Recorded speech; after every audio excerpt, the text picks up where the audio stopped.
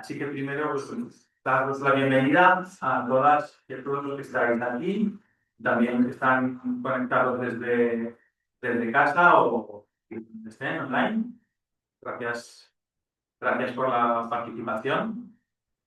Y bueno, pues bienvenidos a esta nueva sesión del ciclo de Ecología Integral que organiza el CRETA, en colaboración con la Delegación de Ecología Integral de la Arzobispado de Zaragoza. Y hoy contamos pues con la voz de la ciencia, con un divulgador, pero sobre todo investigador. Bueno, no sabría qué decir. Yo creo que destacan las dos cuestiones, que es Fernando Valladares, a quien muchos conocéis, y a quien agradecemos su total disponibilidad para venir en cuanto se lo dijimos. El capítulo primero de la encíclica Laudato Si se llama Lo que le está pasando a nuestra casa, que es un recorrido desde el punto de vista científico y social de qué es lo que está ocurriendo y por qué nos tiene que llamar la atención. Llama la atención sobre todo en las cuestiones del cambio climático, en la pérdida de biodiversidad y en la contaminación, porque efectivamente no todo es cambio climático, están ocurriendo más cosas y además están relacionadas entre sí. Como dice la encíclica, insiste mucho, todo está conectado y ese deterioro del ambiente está también provocando un deterioro en la salud de las personas y sobre todo de las personas más vulnerables. De nuevo, todo está conectado y se nos invita a escuchar y a responder al clamor de la tierra y al clamor de los pobres, que es el tema del que va la sesión de hoy. Y como les decía, para ello hemos contado con el privilegio de tener aquí a Fernando Valladares. Voy a presentarlo brevemente. Os invito a que veáis su página web, valladares.info, no me equivoco, es correcto, en la que, aparte de su currículum, tenéis todas las cosas en las que está trabajando, libros, podcasts, artículos, es bastante activo en redes, en publicaciones, en televisión, en todo donde le llaman, y yo creo que cada vez le llamamos desde más sitios. Fernando es doctor en biología, pero es doctor en biología, es biólogo, pero además es premio extraordinario de literatura y premio extraordinario de tesis doctoral. Estamos hablando con un científico de un nivel importante, investigador del Consejo Superior de Investigaciones Científicas en el Museo Nacional de Ciencias Naturales en Madrid, donde dirige un grupo de Ecología y Cambio Global, y es profesor asociado en la Universidad Rey Juan Carlos de Madrid. Es uno de los científicos más citados, con numerosas investigaciones sobre el papel de la biodiversidad y los impactos del cambio climático y de la actividad humana en los ecosistemas. O sea, es una de las personas perfectas para hablar del tema de hoy. En 2021 recibió el premio Hal Young I en la categoría de protección del medio ambiente y el premio de comunicación ambiental de la Fundación BBVA, además de otros reconocimientos, premios que subieron de nuevo que visite su página web. Como veis, es un investigador de nivel, es un investigador con un prestigio que de repente, yo no sé si es de un día, de la convicción, de unos resultados, decide complicarse la vida y dedicarse a esto de la divulgación. Y además la divulgación no solo de su campo, sino de las cuestiones que ve que de su campo nos afectan a todos. De la salud planetaria, de la salud de las personas, del cambio climático, de lo que está pasando con los ecosistemas. Y encima esto, pues en un momento determinado, le lleva a que haya una serie de personas que decidan que Fernando Valladares sobra de nuestra sociedad y decide amenazarlo. Durante un tiempo, tuvo la cosa un poco larga, como un año. Como lado positivo, pues dio lugar a un manifiesto que pudimos firmar bastantes personas de toda España demostrándole que no está solo y, que hay mucha gente que pensamos como él y apoyamos y agradecemos su trabajo. Entonces, bueno, pues gracias Fernando por tu compromiso, por tu labor y, bueno, yo creo que ya nada más, recordaros eso, la página web, valladares.info, merece la pena escucharle en más cosas y te lo recomendamos y ahora ya pues, vamos con él y luego pues, tendremos un rato de coloquio para poder preguntar. Pues muchas gracias. Gracias, Carlos. Gracias a todas y todos por estar hoy aquí. Me voy a poner de pie para transmitir un poco más y veros mejor. Así que me reorganizo así un poco. Porque veréis que lo que vengo a contaros tiene carga emocional, no solo tiene datos. Y sentadito ahí como tal, hablar de cosas importantes para las personas me resulta un poco contradictorio. Necesito poder moverme y expresarme también con el cuerpo y que podáis sentir cuando algo me parece más grave o cuando hago alguna ironía, que me sepáis leer también.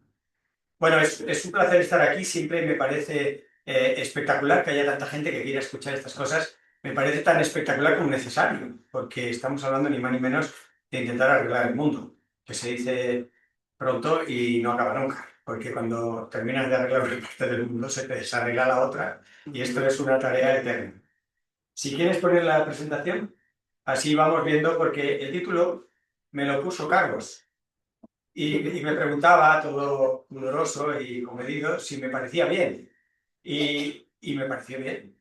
La verdad es que hasta los últimos días que se acercaba la presentación no le presté mucha atención al título, pero me ha ido gustando cada vez más, ¿no? Realmente, si puedes poner la barra, bueno, no sé, que la pongas en un sitio o en otra, ahí yo creo que puede estar. ¿Qué está pasando? Sería la primera parte del título. Algo os contaré, pero no os voy a dar, como dicen mis hijos, la chapa. Para lo que está pasando podríamos estar dedicando mucho rato, os daré pinceladas de lo que está pasando. Creo que muchos y muchas de los que estáis hoy aquí ya sabéis que están pasando muchas cosas y pocas buenas. Pero luego esa parte del clamor de la tierra y el clamor de los pobres es la que vais, de alguna manera, aflorando. Viendo con números, con ejemplos, la injusticia que va ocurriendo y las consecuencias de esa injusticia. Y por qué tiene sentido que haya esa especie de clamor entre todos y todas, nos juntemos para de alguna manera rebelarnos ante esa injusticia, intentar arreglar esa injusticia que tiene consecuencias muy tremendas. Y un poco por seguir, no sé si la paso por aquí, o si no la paso por aquí. Vale, que me lo ponga yo para pasarlo aquí más aquí. Vale, pues voy a seguir como un poco como dicen de los gallegos, ¿no? Que contestas con una pregunta a una pregunta, ¿no? Pues hemos empezado con una pregunta, ¿qué está pasando? Y yo contesto con otra pregunta, ¿no? ¿Qué hace falta para que respetemos los derechos humanos? Luego, al final, retomo este tema, pero los derechos humanos es una de las cosas que convoca más consenso. Si uno sale a la calle al azar y le pregunta a alguien que qué le parecen los derechos humanos, la mayoría de las personas, sepan más, lo hayan leído más o menos, les parecerá bien. Es algo que despierta mucha simpatía y apoyo. Siendo así, ¿por qué no le hacemos caso a los derechos humanos? Porque lo que mejor hacemos con los derechos humanos es ignorarlos, violarlos, sortearlos. ¿Por qué ocurre eso? Es una pregunta que no tiene fácil contestación. ¿Dónde voy? Avance para esta. Y te hace caso, te conoce. A ver, ahora. Vale, no tengo nada más que ver. Bien, como lo que subyace un poco al diagnóstico es el cambio climático, empezaré hablando cosas de cambio climático, pero no pretende ser una clase universitaria de cambio climático. Fijaros, ¿saben que en esto del cambio climático hay que intentar capturar ese CO2, ese carbono que está en la atmósfera y que está generando el calentamiento que nadie buscó, pero que tiene grandes consecuencias de esa atmósfera y también de los mares y en general de toda esa capa de la vida? Hay 7 países en este planeta que ya capturan más carbono del que emiten, lo cual es lo ideal, porque estamos en una situación en que nos hemos pasado emitiendo, pues es que haya países que empiezan a capturar, secuestrar, a sacar de la atmósfera más carbono del que emiten, pues son buenas noticias. Vamos a ver qué países son. Bután, Surinam, Madagascar, Guayana, Panamá, Gabón y Niue, que habría que irlo a buscar en Wikipedia dónde queda Niue. Os lo adelanto, son unas islas en el Pacífico. Vaya, no son los que yo esperaba o los que me hubieran gustado. Y por ejemplo a Panamá, de muy poco le vale ser neutral en carbono. Haber alcanzado este objetivo que nos hemos establecido para todos los países. 1 de cada 10 panameños viven a menos de 10 metros sobre el nivel del mar. Es un país mayoritariamente plano, y hay muchas situaciones como esta. En concreto, un archipiélago que los europeos y los españoles conquistaron, y que tuvo el nombre de San Blas, pero que el nombre nativo es Gunayala, tiene 365 islas, es fácil acordarse porque es una por cada día del año, y son islas muy planas que están siendo inundadas con la subida del nivel del mar. Ya 300 familias de estas islas han sido trasladadas a tierra firme, cambiándoles su modo de vida, pero también su cosmovisión. Son pueblos ancestrales que vivían en estas islas. Toda su cosmogonía, toda su espiritualidad está en esas islas. No es ya solo que sea su casa, sino es que es su vida. Y las estamos trasladando a tierra firme. Hubo mucha oposición, pero es que indudablemente este es el aspecto de algunas de las islas, ¿no? Se van quedando realmente en las casas y nada más. Y en que hay cualquier tormenta, les entra el agua hasta la cocina. 41 millones de latinoamericanos viven en zonas bajas y costeras muy similares a estas. Estas islas son quizá como la punta del iceberg, pero hay mucha gente en esa región amplia de Latinoamérica viviendo igual. Y un mensaje fuerte que quería enfatizar desde el principio es que las respuestas a este cambio climático que ya está aquí vienen determinadas por 2 cosas, la rapidez y la eficacia. Bueno, pues la rapidez la marca el más lento y la eficacia el más vulnerable.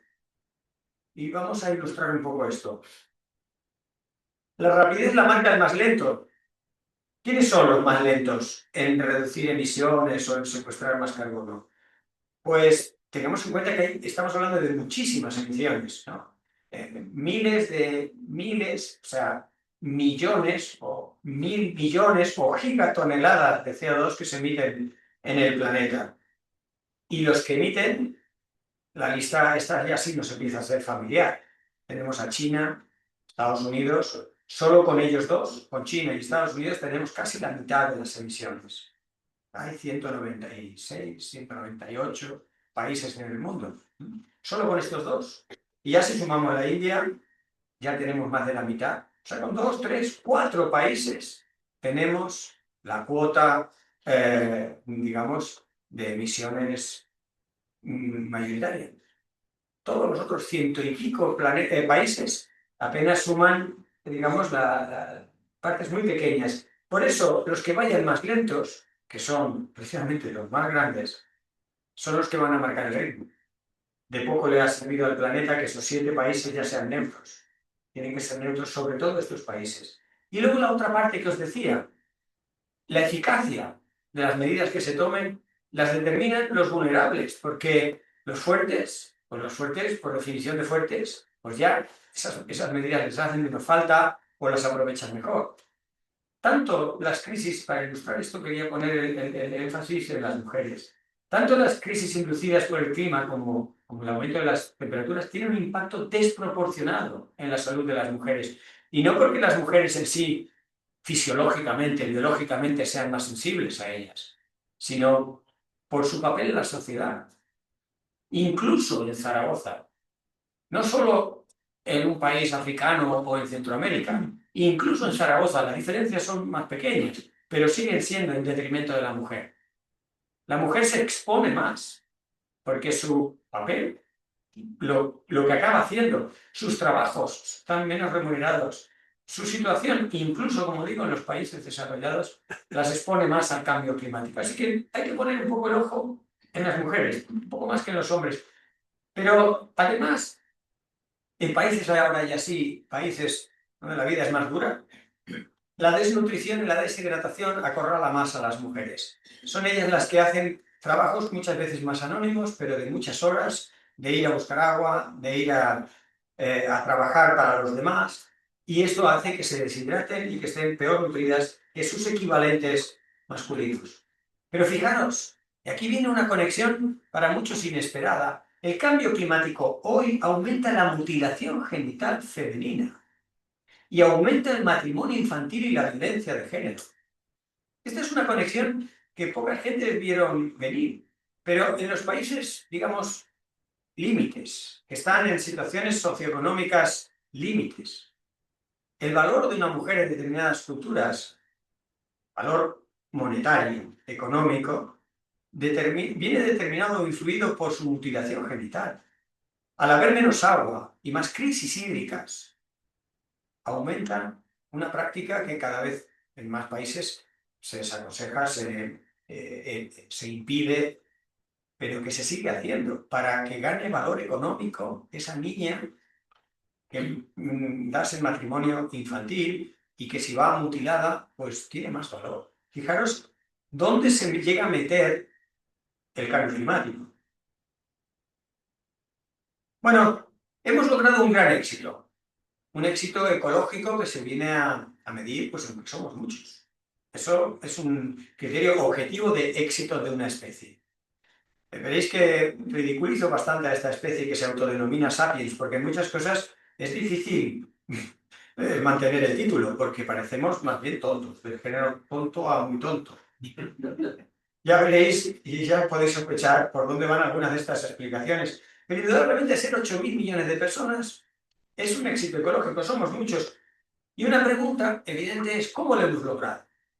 Y podríamos estar hablando largo y tendido, pero a mí me gusta resumirlo con básicamente dos cuestiones. Lo primero, teníamos que producir mucha comida y disponer de mucha energía, ¿no? Pero antes de entrar en los detalles de estas dos cosas, deciros que básicamente hemos logrado producir mucha comida y producir y consumir mucha energía reventando una parte de los ciclos de la materia y la energía. No podemos reventarlos todos porque ya sabéis aquello, os sonará del bachillerato, que la energía ni se crea ni se destruye, solo se puede transformar, pero somos unos reyes de la transformación. Transformamos una parte. Por ejemplo, el ciclo del carbono, que hemos empezado hablando de carbono.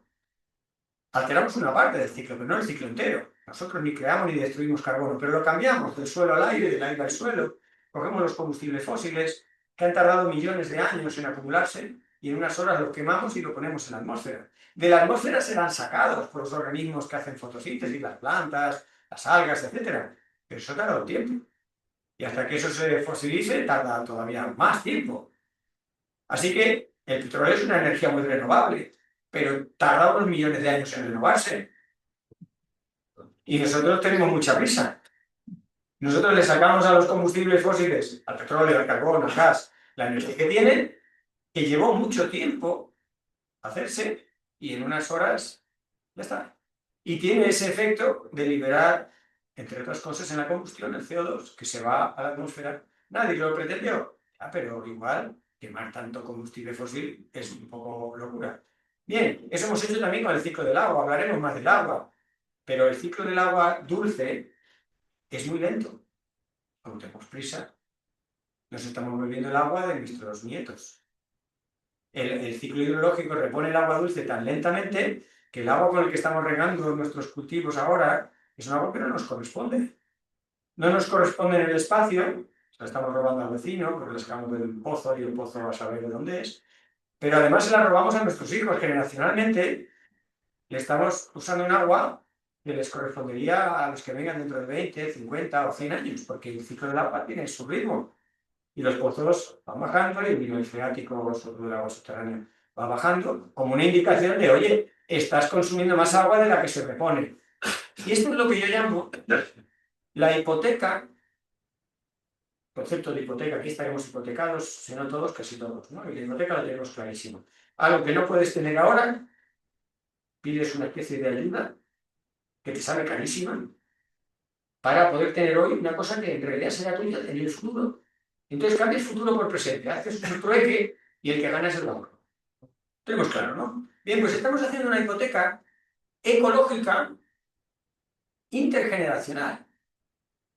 Porque le estamos, sin preguntarles, tomando prestado a nuestros hijos una cosa que les correspondería a ellos, y con tu perdón, con tu permiso, te voy a usar tu agua, ¿vale? ¿No te importa?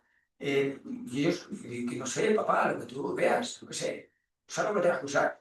No, no, no te preocupes, que va a ir bien. ¿Ah?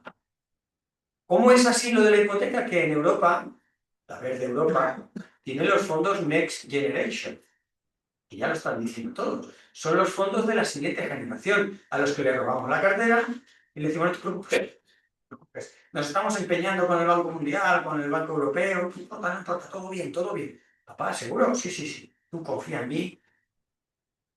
Esto lo tenemos tan metido que nos parece natural cambiar el futuro por presente, pero lo hacemos en todo. Por eso le llamo hipoteca ecológica, porque estoy hablando de recursos naturales, de agua, de territorio, de biodiversidad, de minerales, lo que queráis, ponéis las unidades que queráis. Transgeneracional, porque en realidad nosotros no lo vamos a poder recuperar. Muchas de estas cosas volverán, pero volverán en unas escalas temporales que trascienden a nosotros mismos. Y fijaros con la comida, por supuesto que tenemos que comer. Evidentemente que tenemos que comer. Pero estamos haciendo algunos pequeños problemas con esto de la comida. Por empezar, producimos el doble de la comida que hace falta para comer. El doble. Es bastante fácil calcular 8.000 millones de personas por un consumo metabólico determinado, ¿cuánta comida hace falta? ¿Vale? Y por otro lado, calculas cuánta comida estamos produciendo y te viene a salir aproximadamente el doble. Vaya, ¿en serio? Y tiramos un tercio de ese doble. Lo tiramos por razones de mercado, que nadie se sienta muy culpable por lo que tiene en casa, que el desperdicio doméstico es un 10% nada más. El 90% del desperdicio alimentario se hace en el sitio de cultivo o en la cadena de transporte, porque por razones de mercado, por ejemplo, el año pasado se tiraron todas las cebollas de Andalucía. ¿Por qué vinieron cebollas de Brasil mucho más baratas? ¿De Brasil? ¿Más baratas? ¿En qué unidades? O sea, si traerlas de Brasil aquí y aún así seguían siendo baratas, debieron trabajar en unas condiciones un poquito difíciles en Brasil para poner tan baratas unas cebollas que 5.000 kilómetros más allá seguían siendo competitivas en el mercado que te hace tirar cebollas. Y lo mismo pasó con los limones un año antes, con tomates todas las temporadas, con mucha fruta y verdura que no se recoge porque es que en el mercado no me la van a pagar, así que ni me agacho a recogerla. De ahí viene el desperdicio.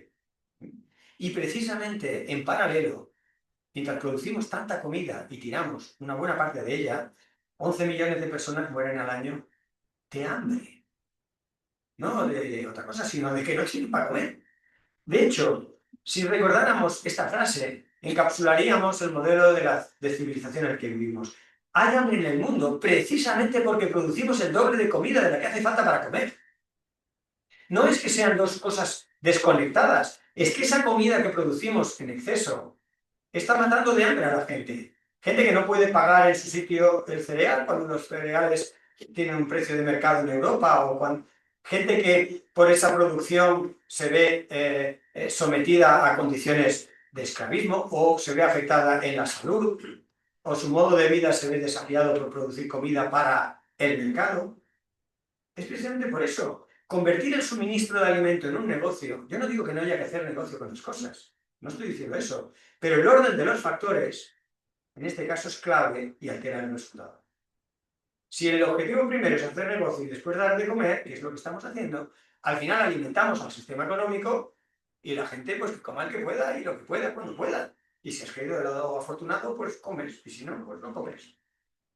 Así que nos quede grabado de alguna manera, y se intento decir al ministro de Agricultura, porque el nuestro, como tantos ministros de Agricultura de tantos países que parecen extraterrestres, parecen ministros, responsables políticos, que son extraterrestres, que parece que vivan en otro planeta. Dice, no producimos alimentos para alimentar a las personas.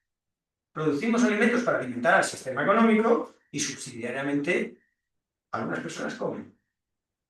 El agua es fundamental para producir alimentos y para estar vivos. Un 60 y tantos por ciento de nuestro cuerpo es agua. O sea, que necesitamos agua. Ya sabéis que el agua se está privatizando. Hubo mucho cacareo cuando se iba a salir en bolsa, cuando se propuso en Estados Unidos que saliera en California en bolsa, y se armó mucho revuelo y se ha quedado ahí poco. Pero en Chile el agua es privada, en Canarias el agua está privatizada de facto. El agua es un derecho humano universal, de esos que decíamos al principio. Está reconocido en la Declaración Universal de Derechos, el derecho a un agua de calidad y en cantidad suficiente para unos mínimos de salud y bienestar. Pero el agua no. ¿Cuánto vale el agua? Nadie lo sabe en realidad. Se le pone un precio al metro cúbico, pero el agua de Parque Nacional, como no se puede usar, la sacas de forma ilegal y luego te legalizan el pozo. O sea, nos estamos haciendo muchas trampas con el agua, cuando es algo con lo que habría que jugar con mucho cuidado. Un informe de tantos, pero uno de los últimos informes de la Federación Meteorológica Mundial dice que para dentro de nada, que a mediados del siglo es dentro de nada, vamos a necesitar un tercio más de agua de la que tenemos hoy. Y ya hoy, una de cada 3 personas no tiene agua suficiente. ¿De dónde la vamos a sacar? Si hoy no hay agua, ¿cómo vamos a tener un tercio más de agua a mediados del siglo? Sería una especie de, no sé, un milagro o un, no sé, ¿de dónde la vamos a sacar? O cambiamos profundamente nuestra relación con el agua, o no hay agua. Pero es que además no solo que haya poca. El mapa de vuestra izquierda, de mi derecha, muestra esas zonas en amarillo, que son zonas densamente pobladas, donde ya no hay agua suficiente. Pensar que la cerveza y el vino están en riesgo por falta de agua. A veces he pensado que he encontrado la razón por la que la gente se iba a movilizar por el cambio climático. A veces he pensado que te vas a quedar sin cerveza. No, todo menos eso. Ojalá, yo no sé, yo sumo razones. Bueno, pues en esa parte no solo hay un tercio menos de agua de la que necesitaríamos para las actividades normales, y por tanto nos vamos endeudando con agua que no nos toca, un trasvase por aquí, una desalinizadora por allá, o sobreexplotar un acuífero, sino es que luego los colorines que vienen en el otro mapa hablan de la calidad de ese agua. Y un tercio, para recordar más o menos números redondos, un tercio de ese agua tan escasa está contaminada. Pero no contaminada por mala suerte, sino contaminada por, os va a sonar, el sistema alimentario. La agricultura y la ganadería contaminan el agua. Cuando vas a usarlo, Cataluña, Cataluña el año pasado, la mayor crisis hídrica desde que tienen registros numéricos. Van a usar el agua, tienen poca, dicen, uy, los niveles que bajos están. Dicen, pero es que además están contaminadas. Claro, el fuet. es que tanto fuet. Pero ¿alguien puede pensar que puesto en el supermercado un fuet pueda costar 80 céntimos o un euro, esa barrita? ¿Y si le repercutimos el precio real del agua? Y el precio real de descontaminar el agua que ha causado ese fuet. El fuet empezaría a costar a lo mejor 5 euros, 8 euros, 12 euros. No somos conscientes de la huella que tiene producir esos fuet tan baratos. Tú lo coges barato y ya está. La gente compra barato, todos compramos barato. Pero es que lo barato sale caro, en muchos sentidos. Es una frase que tiene 1000 lecturas, pero es que sale carísimo, en términos de salud, en términos a la larga también económicos. Fijaros, si os interesa el agua, hay unos informes que salen anualmente por la Comisión Internacional del Agua. Están en inglés, pero hoy en día se puede traducir fácil. Y habla de la economía del agua. A mí el dinero no me gusta mucho, yo no soy una persona muy materialista, pero hay que hablar de dinero, porque si no, os dirían, ¿qué ha contado Valladares? Si no he hablado de dinero, pues no haga nada importante. Pues vamos a hablar de algo del dinero. La economía del agua. La crisis del agua, en este informe, yo he sacado un titular, dejará a la mitad de la población mundial sin comida. O sea, ya no es los que se mueren por el sistema alimentario, por los desastres, por tal, sino es que solamente por el agua que no habrá en el 2050, la mitad de la gente no tendrá para comer. Y esto parece que es algo que no nos preocupa mucho, sino mirad a este señor de pelo rubio que está en la Casa Blanca.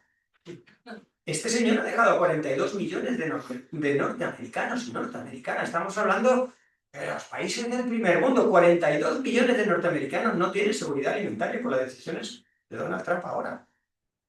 O sea, estos son a lo que me refería con que vienen curvas y que, ¿qué está pasando? Pues no lo sé, Pachi, pero agárrate. Cambio climático, hablaremos varias veces, hemos mencionado algo de cambio climático, pero ¿cuál es el origen del cambio climático? Sí, sí, podemos hablar quemar combustibles fósiles, vale, esa es la explicación, digamos, académica, es la explicación inmediata. Tú quemas los combustibles fósiles, mayoritariamente petróleo hoy en día, en su día era carbón, y eso libera ese gas de efecto invernadero, calienta la atmósfera, vale. Esa es la explicación, como digo, más académica, la de Wikipedia, vale, pero en realidad el cambio climático es haber convertido el suministro de energía en un negocio. Volvemos otra vez a lo mismo. Estamos produciendo y consumiendo mucha más energía de la que necesitamos. Y cuando un niño pequeño, a mí me gusta dar charlas también en colegios y a niños muy pequeños, sobre todo antes de estar formateados por el sistema educativo, porque son muy radicales. Piensan con mucha libertad y te hacen preguntas que te dejan temblando, ¿no? Y te dicen, ¿cuánta energía necesitamos? ¿Qué pregunta? Y se le ha llevado a la red eléctrica, y se le ha llevado a Endesa, se le ha llevado a Repsol, nadie sabe cuánta energía necesitamos. Pero todos te dicen cuánta energía producimos, y te dicen que vamos a producir más. Bueno, pues yo me fui a buscar en los artículos de aquí y de allá, y encontré un artículo que me decía más o menos cuánta energía necesitamos. Claro, tú podrás decirme, ¿necesitamos para qué? Porque Elon Musk nunca tendría suficiente energía. Claro, si tú estás adicto a la energía, bueno, todos lo estamos en cierto modo, pero hay gente que tiene un consumo compulsivo y esas personas nunca van a tener suficiente energía. Bueno, pues la energía que necesitamos, esto lo cuento de un artículo que salió hace unos años, que indicaba la salud y la felicidad. Hay indicadores en la población, hay como 9 indicadores, que te van diciendo cuál es el nivel de la sociedad en términos de salud, física y mental, de bienestar, felicidad. Bueno, pues esos indicadores se van alcanzando a medida que tienes más acceso a la energía. Evidentemente, si estás en pobreza energética, no puedes ni cocinar, ni calentarte, tal, pues mal todo. Bien, pero en cuanto vas saliendo de la pobreza extrema, llega un momento en que por más energía que tengas, ya no mejoran esos indicadores, ya has llegado a los niveles máximos, y si fuéramos realmente sapiens, que es lo que hay que defender el título, nos pararíamos ahí. Nos pararíamos en ese nivel de energía suficiente y necesaria para ser sanos y felices, que es, que os quedéis con números aproximados, 75 gigajulios, no, kilojulios al año por persona, que no nos dice mucho, pero que viene a ser la mitad de lo que producimos y consumimos hoy en España. La tercera parte de lo que producimos y consumimos en el promedio europeo y la quinta parte de lo que produce y consume Estados Unidos. Para que os hagáis una idea. Esto puede ser, bien entendido, una buenísima noticia, salvo que trabajas en una energética. Si no trabajas en una energética dices, ostras, ¿qué margen tenemos? Podemos reducir la producción y el consumo, porque aquí parece que los consumidores tenemos que ser super hombres y super mujeres. Tenemos que leer etiquetas en inglés, saber de dónde vienen los alimentos, ser súper responsables, tener mucho tiempo para hacer de todo. Ya basta de poner tanto peso sobre el consumidor. Y la producción, me da un poco de cosa. Mira el apagón, qué miedo le daba a los responsables políticos meterse con las grandes empresas. Porque claro, como son las que han facilitado su ascenso, es cuestión. Bien, y si pusiéramos en los precios de esta producción de la energía, de los precios realmente de la factura de la luz, todos los desastres, los gastos sanitarios, humanitarios y sociales que causa ese exceso, que ahora en España el doble, ¿a cuánto saldría la factura de la luz? No tenemos dinero para pagar todo eso. Hay un instituto de resiliencia en Estocolmo que trabaja haciendo grandes números globales. Nos simplifica la interpretación del cuadro global. Y el cuadro global se puede resumir con este titular. Hemos convertido un planeta vivo, un planeta caracterizado por la vida, en un sistema masivo de producción global. Eso hay personas que le seduce, que le suribella, que le fascina. Dicen, ¡guau! Lo que hemos logrado hacer. Sí, claro. Pero esto tiene consecuencias. Una manera de ver estas consecuencias es este gráfico, que además, por belleza poética, este gráfico se publicó cuando estábamos confinados en plena pandemia, el año 2020. Este gráfico muestra cómo crece de forma exponencial la masa generada por humanos, cemento, ladrillo, vidrio, plásticos, etc. Crece exponencialmente y se cruza con la línea que apenas baja, pero algo va bajando lentamente, la línea verde que es la biomasa. Entonces la antropomasa cruza a la biomasa precisamente cuando la humanidad, productora de toda esa porquería, está confinada en casa, prometiéndose que nunca más lo haríamos, que volveremos a ser sanos, buenos, honestos y fantásticos. Se acabó aquello, salimos de casa y a emitir como locos, como hemos sabido hacer en las últimas décadas. Pero este gráfico, con un error de 6 años arriba abajo, son números muy difíciles de calcular, revela que en la biosfera, en la capa de la vida, ya no predomina la vida, ya predominan nuestras cosas, ladrillos, plástico, demás. Y estas cosas, claro que tienen consecuencias, y las consecuencias, la ciencia encuentra una manera de cuantificar estas consecuencias y son lo que se conocen como límites planetarios. Los límites planetarios se representan un poco como esa figura, ¿no? Una zona verde, que es la zona de seguridad que deberíamos estar, en la zona amarilla, zona de peligro, que ya estamos rebasando ese límite, y la zona roja, que ya estamos en zona de alto peligro. Se considera que hay como 9 ejes, entre ellos está el cambio climático, pero la biodiversidad, el agua, la contaminación de distintos tipos, así hasta 9 cosas que necesitamos estar dentro de esos valores que son seguros para nosotros. Es muy importante que tengamos en cuenta que esos límites planetarios, porque mis hijos se parten de risa conmigo, siempre me toman el pelo por la mañana, ¿a quién vas a cortarle hoy? ¿Qué le vas a cortar? ¿Vas a arreglar el planeta? Y tal, siempre están con mi cachondeo de eso. Y yo me lo tomo también como un ejercicio, ¿no? Divertido, ¿no? Entro, no me pico, simplemente digo, pues mira, hoy voy a hablarles a esto, no sé cuánta realidad pueden encajar. Y me dicen, hombre, ¿no le vas a contar toda la realidad? Y digo, que no la puedo encajar. Entonces voy a decir, oye, ¿qué tal? Fijaros, que esto ya es, perdonad que me digregue, pero me ha venido al. Conocí a una persona que podía encajar muy poca realidad. ¿Diríais que tiene mucho dinero o poco dinero? Más o menos, en mi experiencia particular, cuanto más dinero tienes, menos realidad puedes encajar. Hay personas de alto nivel adquisitivo que no conciben la vida sin un centro comercial. No solo por comprar, sino que voy a hacer con mis hijos cuando hace calor y llueve. Y mejor reírse, porque muy serio, ¿no? Esto era un juez cuyo reloj valía más que mi salario de varios años, el que, después de que yo le hablara a él y a los que estaban del cambio climático, me dijo, Fernando, eso no es así. Yo, creo que sí, ¿eh? No es así. ¿Cómo está tan seguro de que no es así? Dice, porque me había enterado. O sea, eso revela la larga distancia entre la realidad y la teoría que había en esa persona.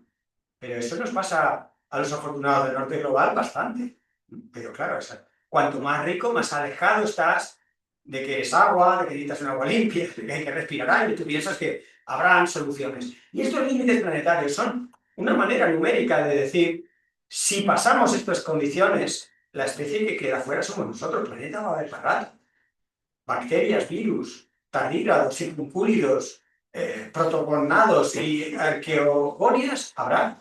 Seguro, los que no cabemos somos nosotros. Que es que nosotros somos, llamándonos sapiens, pero somos muy exigentes de oxígeno, de proteínas, de agua, y si hay una serie de esas cosas que no están, pues se acabó. O sea, el 99% de las especies están extintas.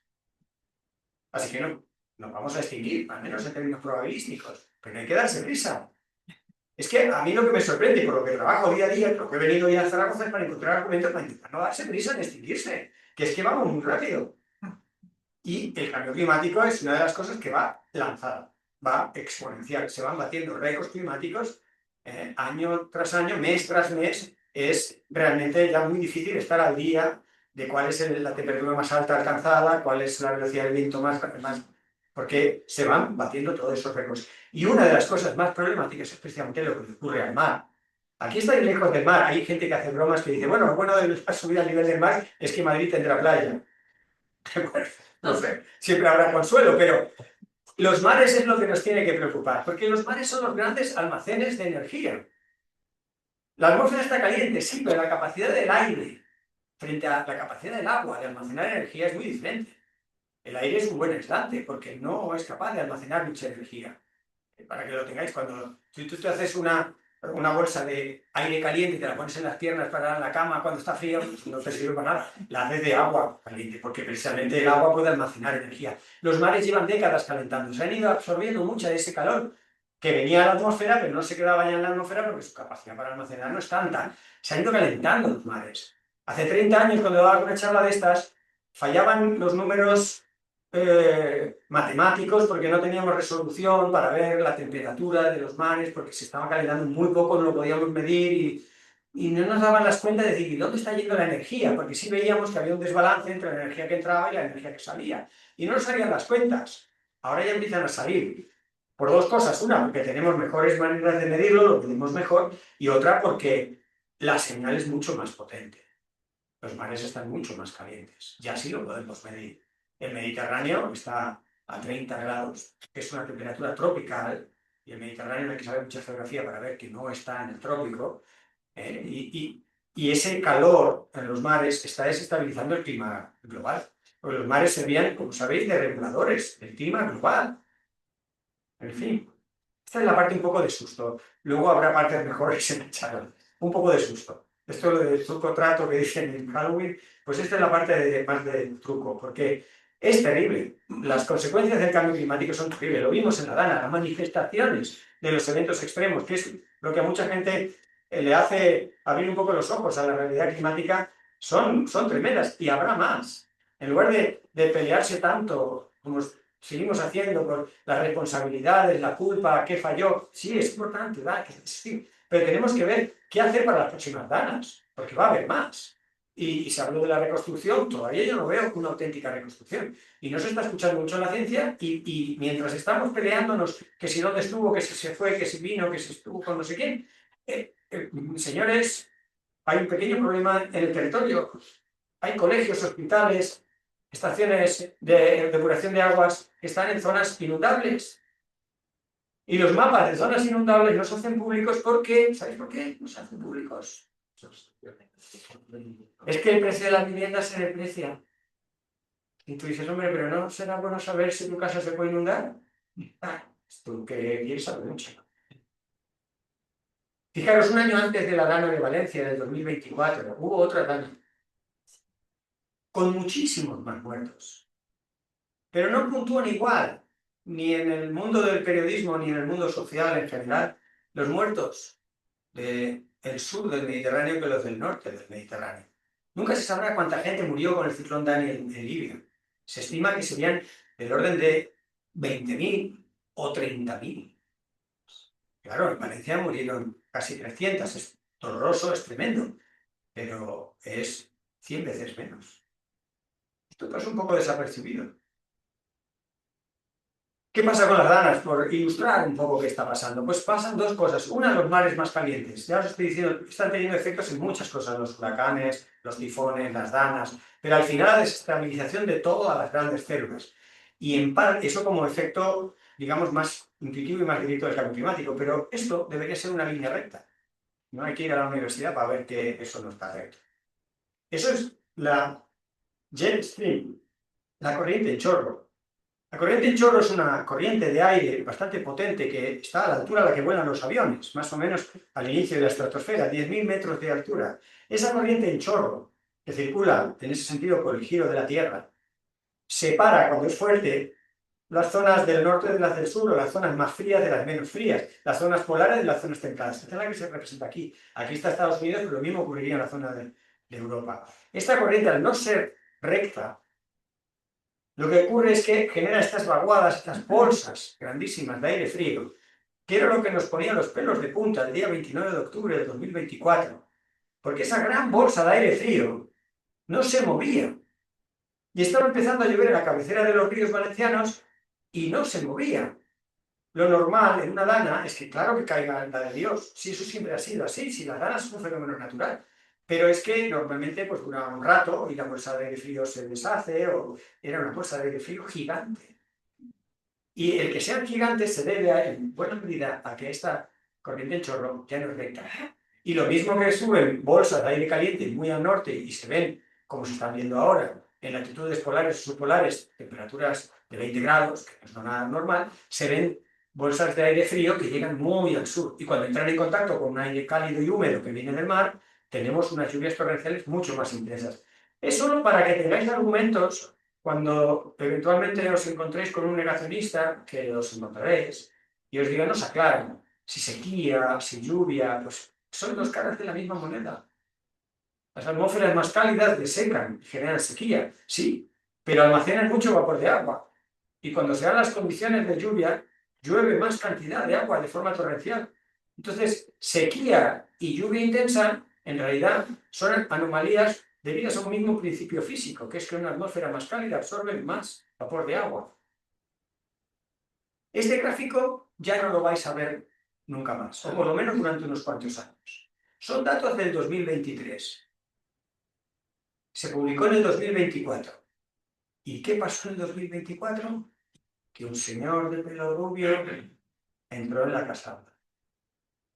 Entonces ha prohibido todas estas cosas, ha expulsado a todos los científicos que hablan de todas estas cosas y paradójicamente el país que mejor es capaz de predecir la ruta de los huracanes, que ha ayudado a todos los países del mundo a estimar grandes cambios de temperatura, de clima, de tal, está expulsando a los científicos y a los técnicos que saben hacerlo. Y ahora requiere Estados Unidos ayuda internacional para medir lo que ellos saben medir.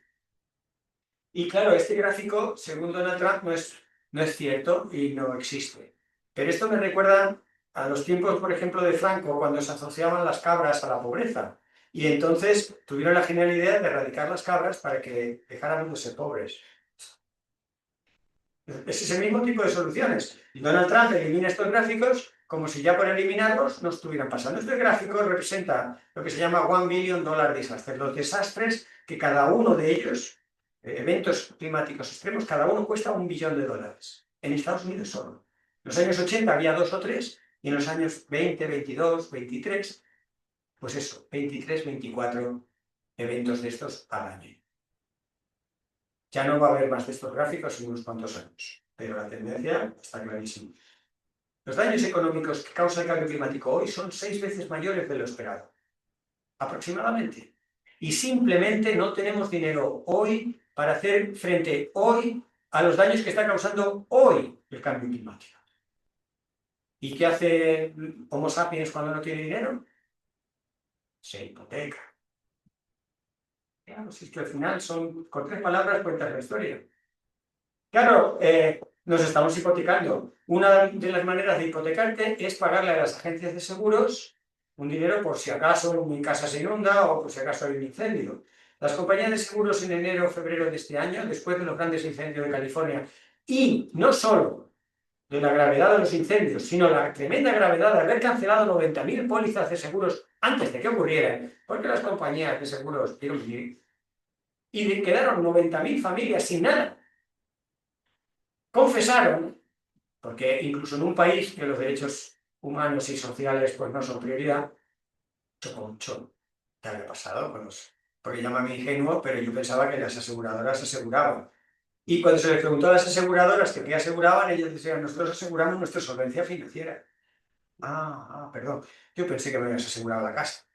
No. Las compañías aseguradoras interpeladas por esa situación, y por ejemplo podéis ver en el periódico The Guardian un análisis de las 6 aseguradoras en el planeta mundial más importantes, confiesan que no tienen dinero para hacer frente a las catástrofes. Es decir, la salida de este lío no es financiera. No tenemos dinero para pagar nada de lo que está pasando. Eso sí, en la cumbre del clima, magnánimamente, se marea la perdiz a ver si podemos pagar a los países en vía de desarrollo 300 o 3.000, ya no recuerdo, billones, creo que son 300 billones anglosajones, sabe que son 1.000 millones, bueno, pues 300 de esos billones de dólares a los países más vulnerables. Una especie de limosna completamente insuficiente y que no va a resolver el problema internamente, pero que es que además llevamos 5 o 6 años que no encontramos el mecanismo financiero, que parece que tenemos otras prioridades, y ese dinero se promete en Copenhague, se promete en Azerbaiyán, se promete en Belén, en Brasil, y no llega la forma de que no se ponen de acuerdo las entidades financieras para pagar ese dinero. Bueno, pues es que las compañías aseguradoras dicen que el sistema de seguros, como lo estamos entendiendo, es la base del sistema socioeconómico, es la base del capitalismo, porque son la cinta, digamos, la red de seguridad de todos los ejercicios económicos del planeta, y no hay dinero porque el cambio climático está costando mucho dinero.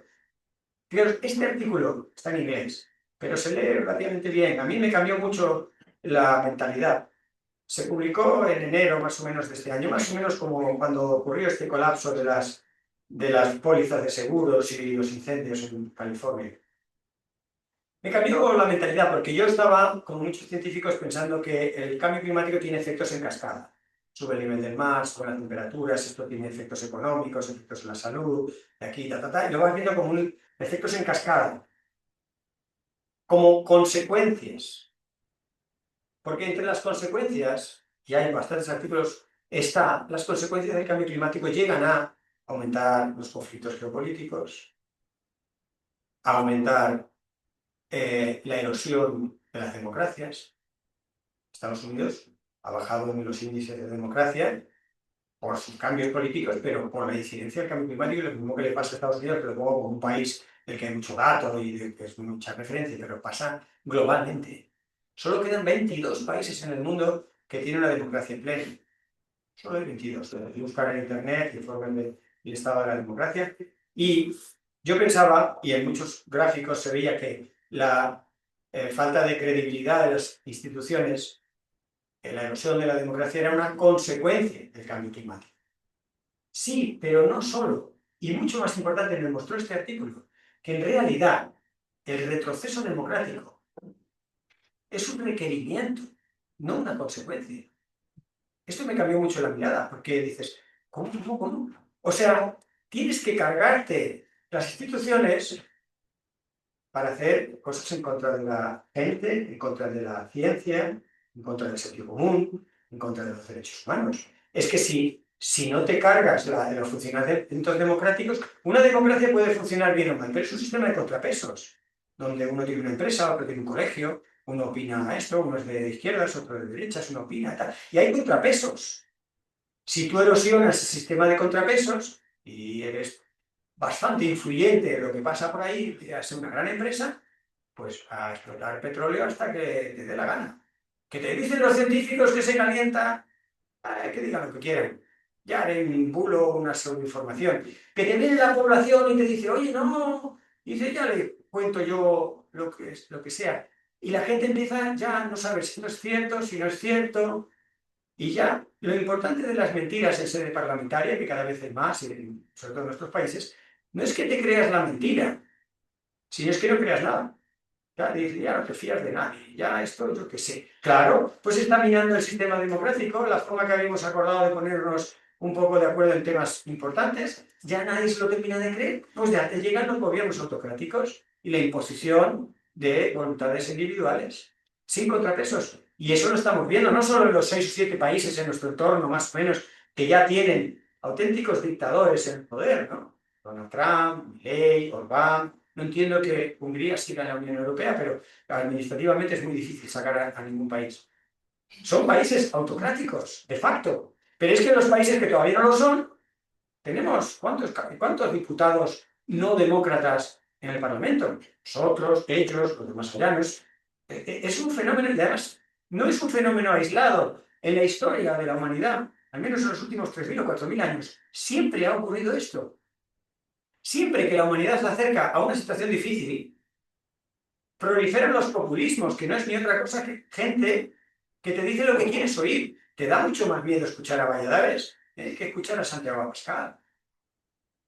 Claro, entonces mucha gente dice, yo no puedo encajar la realidad esa que mis hijos se parten de risa por las mañanas. ¿Qué va a ser? Yo digo, le voy a hablar un poquito de cambio climático. Ah, papá. Claro, eso es una realidad dura. Entonces la gente dice, yo no llego a fin de mes, yo no tengo tiempo para nada, esto es un desastre. Me dicen que encima el planeta se va a la porra. Pues mira, aquí hay uno que dice que va a sacar agua, debe tener unas bodegas en casa. Aquí hay uno que me dice que tal, que si cerramos la frontera a los migrantes ya está todo arreglado. Pues ya dices, pues ya está. Y eso es un fenómeno histórico en que la humanidad ha ido cayendo en eso. Entonces, un poco mi objetivo vital, más allá de arreglar el planeta, que está confuso el objetivo, es contrarrestar este tipo de bulos, pero además intentar hacer un atajo. Imaginaros que logramos hacer un atajo. ¿Cuál sería el atajo? Fijaros, los ciclos de la historia se pueden representar en muchas unidades, pero básicamente, y lo vais a entender bien, los momentos difíciles, duros, generan gente fuerte. En una guerra o una epidemia, la gente se arremanga y trabaja duro. Esa gente dura logra hacer tiempos buenos, que generan gente débil, que genera tiempos difíciles. Esa es la dinámica de la historia.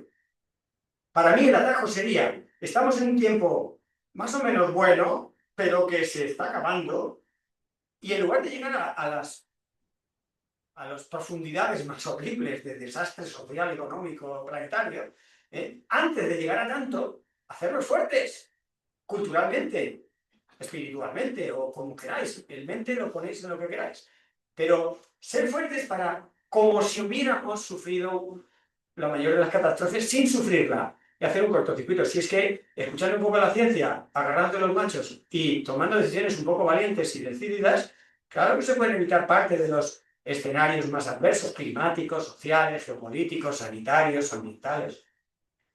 Sí, y esa es mi tarea aquí. Pero fijaros qué sonrisa la de esta mujer. Mujer tenía que ser Donella Meadows, física, súper incomprendida en su tiempo en un mundo de machirulos que dominaban todos los escenarios, incluyendo la ciencia. Y le decían, no, Donella, no. Y Donella dijo, bueno, por lo que digáis. Ella escribió un libro fantástico con unos modelos, su marido que la ha sobrevivido, ha seguido un poco con su legado, sobre los límites del crecimiento. Hizo unos cálculos con unos ordenadores hace 50 años, por mucho más primitivos, pero que son sorprendentemente ciertos. Y esta mujer, entre otras cosas, tenía un maravilloso sentido del humor, que es lo que nos debe quedar. La esperanza y el sentido del humor. Ella decía que pasaremos a la historia como la primera sociedad que no se salvó a sí misma porque es que no era rentable. Entonces, bueno, pero es que sí es rentable. Es que es muy rentable. A mí de las cosas que saqué en la pandemia, muchos números de cuánto costaría frenar una pandemia, cuánto cuesta anticiparse a una pandemia, y es muy rentable. Cada euro que metes en la naturaleza te salen entre 100 y 1000 euros. A ver qué fondo de inversión, qué rendimiento económico puedes obtener tú por las tácticas o técnicas habituales de la bolsa o de las inversiones normales, puedes obtener una inversión así. Lo único, el inconveniente, que no es menor, de la naturaleza es que va lenta. ¿Os acordáis del ciclo del agua que os decía? La naturaleza va algo lenta, tiene sus ritmos. Entonces tú metes un euro, sí, pero no quieres tener un pelotazo. El año que viene no vas a tener 1000, pero vas a tener 1000. La alumbre, la agricultura regenerativa, tantas cosas que se apoyan a la naturaleza, tardan unos años. Pero al cabo de esos años vas teniendo esa rentabilidad. Y en el camino has tenido estabilidad, certidumbre, bienestar y un montón de intangibles sin valor económico. ¿Cómo lograríamos meter eso a la cabeza? Esta grafiquita simplemente es el señor Waldron, que echó muchos números, era economista, y dijo, ¿cuánto costaría proteger la Tierra? Bueno, vamos a proteger 1/3 de la Tierra. Muy bien, pues costaría mucho. Son las barras azules en millones de dólares. ¿Y eso cuánto dinero nos daría? Pues son las barras amarillas y naranjas. En los distintos escenarios que calculó, en todas las barras de beneficios eran muy superiores a lo que te costaba proteger la naturaleza. Es uno de tantos ejemplos, os podría poner muchos, del dinero que puedes sacar, incluso dinero de la naturaleza si respetas sus ritmos, cómo funcionan. Así que creo que son tiempos de reducir esa hipoteca, empezando por quizá la de casa, si podemos, pero también la ecológica, la transgeneracional, la de largo aliento. Somos mucha gente y podemos ser más. Claro que en el planeta hay cabida para todavía más gente, pero no con la huella ambiental que tenemos en promedio. ¿Sabéis que necesitamos ahora mismo 2 planetas y medio? 2 planetas y medio para darnos lo que necesitamos y para deshacerse de todos nuestros residuos. 2 planetas y medio. Y cuando esto se lo cuentas a un niño o una niña de 8 años, eso es antes de ser formateado por el sistema educativo, te dicen, solo tenemos un planeta. Y que alguien todavía se da cuenta. ¿Sí? ¿Y cómo es posible? Pues es posible porque nos estamos comiendo el capital natural. En lugar de vivir de los intereses, que te recomienda cualquier persona si heredarais, os dirá algún asesor, no toquéis el capital, vivir de los intereses, ¿no?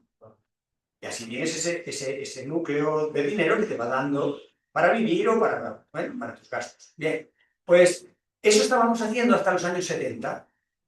El ser humano vivía de los intereses de lo que producía la Tierra y le metía la porquería a la Tierra en cantidad que la Tierra la podía más o menos gestionar. Ahora nos hemos pasado. Y si todavía no nos hemos extinguido, pero ya digo que parece que tengamos prisa, es porque la Tierra acumuló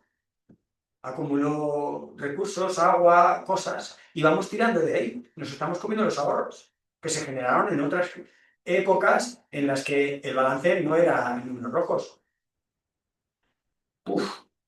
Y fijaros, los riesgos para la dichosa economía, que parece que si no hablamos de dinero no hablamos de nada importante, son ecológicos. Y esto no lo digo yo, que como biólogo y ecólogo podría tener un conflicto de interés. Esto lo dicen los mayores economistas del mundo. En unos informes anuales, que os sonarán, estos economistas que se reúnen en el foro de Davos, allá por el mes de febrero, producen un informe anual sobre qué amenaza a la economía. Ellos son grandes inversores, quieren sacarle dinero a su dinero.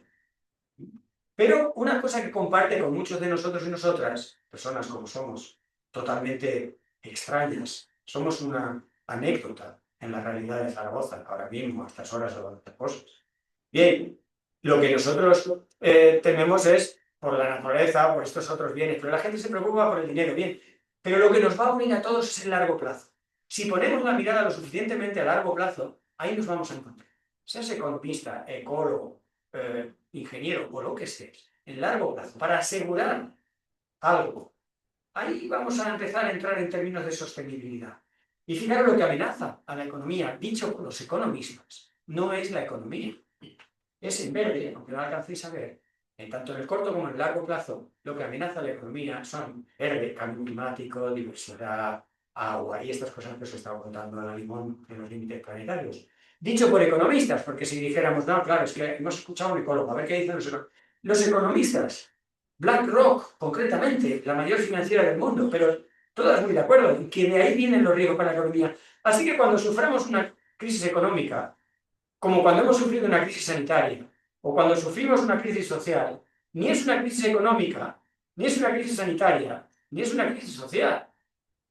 Es una crisis ambiental con manifestaciones ecológicas, económicas, sanitarias, sociales. Son manifestaciones. La crisis de fondo es ambiental. Esto es lo que dicen estos gráficos. Esta es una lectura para revalidar el poder de la naturaleza y el valor de la naturaleza. Que hasta los economistas más materialistas, que solo buscan dinero, se dan cuenta de que ahí está el tema, ¿no? Y de todo esto habla en este libro de la recivilización, que antes de publicar con ese título dije, la recivilización, esto lo tiene que haber como nombre publicado, dicho, pensado mucha gente. ¿Qué es recivilizarse? Pues es replantearse todo, darle vueltas, poner patas arriba este modelo de civilización que nos está poniendo literal y figuradamente el agua.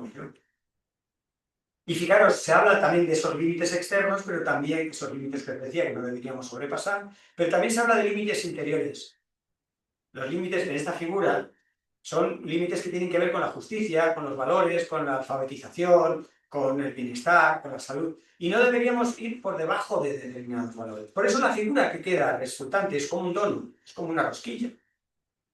Y Kate Raworth, una economista británica, habla de la economía de la rosquilla. ¿Cómo tendríamos que hacer nuestras actividades para que la civilización navegara entre los límites químicos, físicos, biológicos, que sería la envolvente externa, y los límites morales, humanos, de justicia, de dignidad y de salud, que serían los mínimos que no deberíamos perder, ¿no? Y la ciencia puntera, porque aunque no alcancéis a ver esto, me sirve de excusa. Por cierto, esta presentación me queda aquí como patrimonio de la humanidad. Yo todo lo que hago, que se use, se comparta y se sirve. Pues, y si la tenéis para el cuñado del día de Nochebuena, de forma gloriosa, soltáis la presentación. Esto es un pantallazo de una revista que se llama The Lancet, que es una de las mejores revistas de medicina, revista científica de medicina más importante del mundo. Y los que firman este artículo están gente de primera línea. Jason Hickel, Giorgio Callis, son gente muy potente. Y habla de la ciencia, del bienestar, dentro de los límites planetarios. No es una visión, no sé, alucinada o ideológica, son puros números. sea, la ciencia te dice, para quedarnos dentro de estos límites, con estas cosas se puede funcionar. Hay ciencia que te permite funcionar a 8.000 millones de personas y algunos más dentro de esos límites, ¿no? No es una fantasía, no es una utopía. Probablemente lo que sea utópico es el camino que haya que recorrer para llegar a eso. Pero eso se puede, y se puede demostrar. Pero mientras hablamos aquí, todos tranquilamente, y con aire acondicionado, la desigualdad no para de crecer. Desde la COVID, varios indicadores funestos no han parado de demostrar que no vamos para bien. Hay mucha gente, y me dicen a veces, que necesitamos un gran golpe para aprender, una gran crisis, pero yo no sé qué crisis más gorda que la COVID del 2020 vamos a experimentar. Esto ya fue la mitad de la humanidad confinada en casa durante algunos meses. Ya es un buen golpe, o sea que yo creo que a golpes, lo que es a golpes, a mí quizás que me dieron algunos golpes de pequeño me cogí manía y yo me aprendía mejor con un profesor de buen talante, pero yo creo que a golpes tampoco. Yo creo que tenemos que desarrollar entre todos y todas algunas narrativas más motivantes, que nos vengan como ganas de participar en eso, porque a bofetadas. Pero el caso es que la desigualdad crece y la salud mental se deteriora en el norte global y la salud, digamos, planetaria también pierde. Estas típicas gráficas, ¿no? En las que solamente un porcentaje muy pequeñito de la humanidad es responsable de la inmensa mayoría de los gases de efecto invernadero. No nos podemos permitir los millonarios que tenemos hoy. Son muy pocos, pero per cápita su huella ambiental equivale a la de millones de personas. O sea, ¿cuántos Elon Musk podría tener el planeta? Muy pocos. Elon Musk, no es que me meta con él por algo, es que Elon Musk es la persona más rica que ha vivido jamás. Haciendo todas las correcciones históricas por el dinero que tenía cualquier emperador, Elon Musk tiene más. Elon Musk tiene el 8% del Producto Interior Bruto de Estados Unidos. Tiene aproximadamente el 1% del Producto Interior Bruto global. Una persona. ¿Y sabéis cuál es mi sueño? Ya me gusta ponerme así ya. Mi sueño es darle envidia a Elon Musk. Imaginaros que un día Elon Musk sabe que existo, lo cual probablemente no ocurra nunca, pero imaginaros que sabe que existo. Y dirá, vaya, dale cuánto gana. Como soy funcionario, lo verá enseguida y dirá, con tan poquito dinero es tan feliz. Si él se tiene que poner de drogas a primera hora de la mañana y ya le veis el lenguaje corporal de una persona desequilibrada y es un chorronal de dinero para aquí y para allá en todo lo que tenga que ver con él. Y dirá, ¿un funcionario? Y se lo pasa súper bien hablando del fin del mundo y hablando con gente normal. Pero digo, esto no lo entiendo, no lo entiendo. Y entonces que viniera un ratito de lo más a casa, que se tomara un desayuno con nosotros y vinieran mis hijos tomar un poco el pelo y que me ayudara a arreglar el mundo, que él sí podría.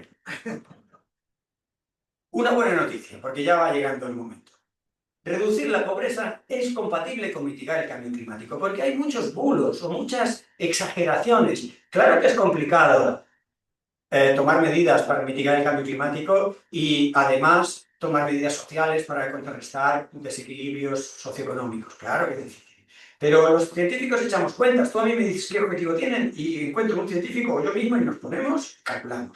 Y en este trabajo calcularon lo que costaría sacar de pobreza extrema, y por ahí vienen los datos, el trabajo de Bruckner y colaboradores publicado hace 3 años, lo que costaría sacar de la pobreza extrema como a 1.000 millones de personas.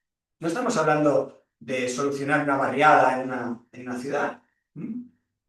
Sacar a 1.100, concretamente, millones de personas de la pobreza es factible apenas incrementando un 1,6% las emisiones de gases de efecto invernadero. Es decir, con un incremento asociado a eso tan pequeño como un 1,6%, sacaríamos a 1.100 millones de personas de la pobreza.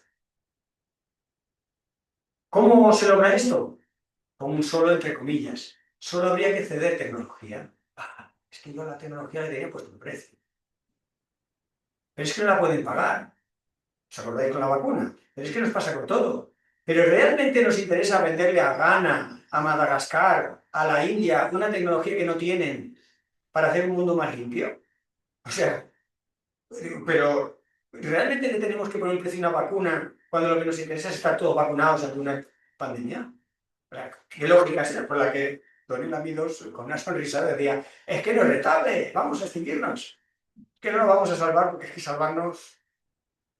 Pero los científicos le ponen número, que te dicen, por aquí va la cosa. Si nosotros cedemos tecnología en lugar de cobrarla a países que muchos no la pueden comprar, cuando instalen una línea de teléfonos, cuando hagan una instalación de agua o de electricidad, la harán sin pasar por las tecnologías sucias, contaminantes, por las que pasamos nosotros hace 70 años. No estamos ahí, pero esos países sí, porque solo pueden desarrollarse con esas tecnologías tan sucias. Hombre, pues para que ellos transiten por una vía más limpia, no va a bastar esa limosna que le damos. Esa limosna, antes lo hablábamos, la limosna que le damos con ayuda al desarrollo. No le vamos a llamar limosna porque es como suena muy ofensivo, pero es limosna. Es 1 dividido entre 30 el dinero que le sacamos. O sea, nosotros le sacamos 30 y con ayuda humanitaria le devolvemos 1. Por eso digo que el tema financiero, pero mientras arreglamos esa pequeña injusticia, si le vamos dando tecnología, ellos lo pueden tocar. Ellos contribuirán a un planeta más limpio, no ensuciarán tanto los mares, las atmósferas y mantendrán la biodiversidad y todas esas cosas que vamos entendiendo que nos afectan a todos. Bueno, era una buena noticia, ¿eh? No quiero decir mucho lo terrible, pero la desigualdad, además, lo estábamos antes hablando, no es solo una cuestión ética, que también, sí, pero de ética andamos muy justito a nivel social. La ética, los valores, la espiritualidad, llámalo como quieras, está en niveles mínimos. Se calcula que no más de un 18, 20, 25% de la ciudadanía tomaría decisiones que repercutieran un poco en un cierto sacrificio por criterios éticos. O sea, y yo aspiro a que mucha más gente tome decisiones relativas a los derechos humanos o relativas a la desigualdad. Por lo tanto, estoy todos los días dándole vueltas a argumentos. ¿Cómo voy a poder convencer a esas personas que no tienen esa sensibilidad o no le dan esa importancia a cuestiones éticas para que también se sumen a esta causa? Porque a mí me interesa sumar. Si eres blanco, negro, más pesado, más bajo, rubio, moreno, me da igual. Con tal de que empujes en la misma dirección que estamos empujando todos. Pues un tema funcional. Una sociedad desigual es una sociedad disfuncional. Sale carísimo. La desigualdad sale muy cara en las unidades que queráis. En agua, en energía, comida. Está poniendo ejemplo de todo esto. Nos sale carísimo. Entonces, por un tema funcional, podemos quizá convencer a mucha más gente que todos estos temas éticos y el tienes que, y me parece que debemos tal, y esas digamos, obligaciones con las siguientes generaciones. Hay gente que le da igual a las siguientes generaciones. Yo no quiero entrar allí. Si no tienes esa sensibilidad, no te cuento más de las siguientes generaciones. Vamos a hablar del hoy, para que funcione mejor una ciudad, para que funcione mejor un país y un planeta. No podemos tener esa desigualdad, porque las desigualdades generan un despilfarro, pero no porque se tenga mala intención, sino porque no se está aprovechando el agua, los recursos. Mira, una anécdota para ilustrar esto me viene ahora, cuando yo viajé antes del año 92 con la unificación y la caída del muro y todo esto, estuve en Bulgaria, un país con un régimen muy duro, pero todo muy repartidito, y tú pedías un vaso de leche y te decían, no, no tenemos. Y dices, ¿no tenéis leche? Bueno, un poco sí. Pero es que resulta que con 1 litro de leche servían muchos cafés con leche. Entonces, esa repartición de la leche era muy eficiente. Si tú te tomabas medio litro de leche, dejabas a 20 personas sin café. Es una forma gráfica que ahí tenían la economía, digamos, la repercusión económica de la igualdad. Yo, por mucho que pudiera pagar el litro de leche, porque yo venía con mis divisas, ¿no? Ellos decían, no, no, no, no te la vamos a vender porque con esta leche hacemos muchos cafés con leche. Y eso es un ejemplo que me ha venido ahora a la mente, pero que ilustra cómo una sociedad más igualitaria es, incluso en algunas veces he sacado los datos en temas energéticos, la eficiencia energética de una sociedad más igualitaria. Podríamos, si queréis, sacar eso, ¿no? Pero bueno, los bienes comunes, fijaros, algo que muchas veces se deja para los comunistas. ¿No? Esto es algo de, si eres comunista te preocupa el bien común, pero ¿cómo te va? O sea, vamos a ver, aquí el agua no, es un bien común. Bueno, ya ves que algunos lo están intentando privatizar. O sea que como nos descuidamos, a los que nos roban la cartera no son a las siguientes generaciones, es a nosotros mismos, los compañeros de juego. Es bastante tremendo. Pero también hay ciencia del bien común. No es solo que tú tengas sensibilidad por lo que es de todos, la casa de todos, el bien de todos, las cosas que tal.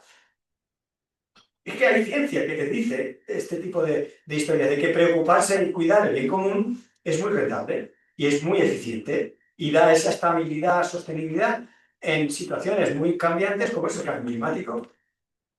Como estamos en esa fase un poco optimista, deciros que las conexiones, si tenéis interés, pues os puedo compartir un montón. Llevo como 100 programas de 3 minutitos, 5 minutitos en la radio, coleccionando razones para el optimismo. ¿Qué tienen en común muchas de ellas?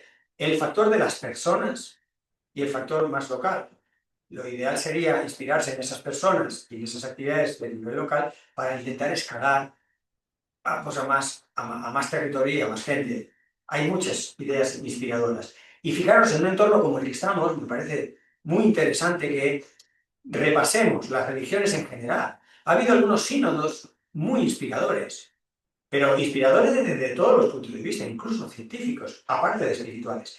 ¿Por qué eran inspiradores? Porque hinduistas, budistas, judíos, maometanos, católicos, convergían en una serie de cosas que tienen mucho que ver con lo que la ciencia dice, oye, hay que prestar atención a esto. Yo he puesto aquí algunos pantallazos, ¿no? Pero, por ejemplo, el CODES que me contaban, que aquí hay una cosa aquí en Zaragoza, que ha sido el presidente de esta fundación, ¿no?, de Ecología y Desarrollo, ¿no?, pues participó en algunas de estas reuniones, ¿no? Y las aproximaciones a la mitigación climática de muchas congregaciones religiosas es muy congruente con el sentido común, con la ciencia. O sea, y por ahí, en 2023, hubo un informe que revelaba lo mucho que distintas religiones convergen en estos aspectos. Y fijaros esta frase que he extraído de alguna de las declaraciones: no hay ninguna religión en el mundo que ponga como Dios verdadero el dinero. Y esto se lo escuchábamos al Papa Francisco, pero es que me lo habéis escuchado sin hablar de Dios, pero me lo habéis escuchado en lo que he dicho. Es que en cuanto te pones a desarrollar un poco estas ideas, acabas convirtiendo. Más pinceladas de algunos de estos sínodos, ¿no? Por ejemplo, un budista, una budista, Simona Perfetti, decía: los espacios que ofrecen las comunidades religiosas son un buen punto de partida para procesos de transformación socioeconómica y para la toma de decisiones sobre el cambio climático. Budismo. Carlos Jesús Delgado, de la Comisión Diocesana de Ecología: las comunidades religiosas deben transmitir esperanza. Hace falta más coherencia con nuestras creencias. Son cosas que van poniendo piezas para contribuir a avanzar decididamente en esto, ¿no? Hay personas que a lo mejor hacen más caso a un sacerdote, a un imán, a un rabino, que a los propios científicos. Yo, encantado de quitarme de medio. Yo por un lado, deseo estar profundamente equivocado. O sea, si yo lo que os he contado está todo mal, fenomenal. Pero me temo que tengo cierta razón. Pero tampoco tengo afán de protagonismo. O sea, si no me hacéis caso, no pasa nada, no vengo más. pero que a alguien le haga a alguien caso. Aquí que haber alguien, y si son rabinos y imanes, pues que sean. Y además, esas personas que dedican un rato a pensar, al cabo de ese rato acaban convergiendo con muchas ideas. Aunque no tengan el dato exacto, convergemos. Y una inspiración muy transversal, ya lo dije al principio, son los propios derechos humanos. La Declaración Universal de los Derechos Humanos está traducido a más de 500 idiomas, ¿no? Y hay más de 70 tratados de paz que se han apoyado en esta Declaración Universal. Y tenemos un nuevo derecho humano universal desde el año 2022, que es el derecho a un medio ambiente limpio y saludable. ¿Cómo estará la cosa para que las Naciones Unidas dediquen años de trabajo? Porque generar un nuevo derecho humano universal, como cualquier trámite judicial, de derecho internacional, lleva mucho estudio, mucho trabajo, mucho consenso. Pues ¿cómo estará el mundo, el medio ambiente, para que haya un nuevo derecho humano en eso? Y claro que sirve, que hay mucha gente que dice: va, derecho internacional, las declaraciones así generales no sirven para nada. Claro que sirven. La cosa es que tú no las quieras hacer servir. Pero fijaros, el gobierno de Brasil, con un presidente negacionista, Bolsonaro, os acordaréis de él, confeso, no era que le dijéramos que es negacionista, él mismo negaba la evidencia del cambio climático y del papel del ser humano. Bueno, pues durante su mandato, la Corte Suprema de Brasil ha sido la primera en reconocer el Acuerdo de París del 2015, ese acuerdo en el que se limitaron las emisiones, como un tratado de derechos humanos, y lograron, desde la Corte Suprema, agarrándose a derecho internacional y a derechos humanos, desviar fondos brasileños con un presidente negacionista para mitigar y adaptarse al cambio climático. O sea, hay cosas que se pueden, no digo ni que sea fácil ni que en todos los casos, pero son herramientas a nuestro... Y pensemos que si ese marco internacional está ahí y ahora está también muy cuestionado, ya sabéis que el papel de las Naciones Unidas está muy cuestionado, están muy debilitadas y se está pensando incluso con el señor de pelo amarillo cambiar la sede, que no esté en Estados Unidos.